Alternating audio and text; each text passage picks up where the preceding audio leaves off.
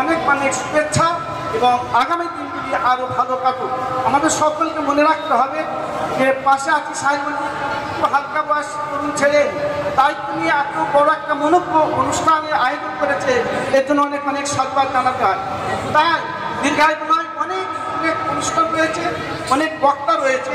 আমি তো বিগত কয়েক বছর বক্তব্য রেখেছি, তা এবছরে মানে একদম সময় খুবই কম, তার জন্যে এবছর আর তেমন আমি বক্তব্য রাখছি না।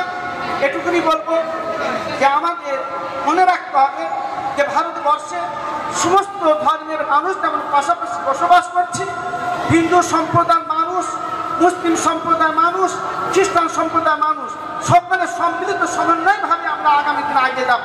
মনে রাখতে হবে আপনার মসজিদটা যেমন আপনার কাছে প্রিয়, ঠিক তেমনভাবে হিন্দু সম্প্রদায়ের মন্দিরটা তার কাছে প্রিয়। মনে রাখবেন আপনার কাছে আপনার মসজিদটা যেমন প্রিয়, ঠিক তেমন খ্রিস্টান সম্প্রদায়ের কাছে গির্জাটা তার কাছে প্রিয়।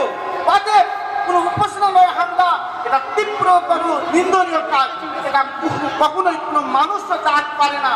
এটা তীব্র ধিক্কার জানাই।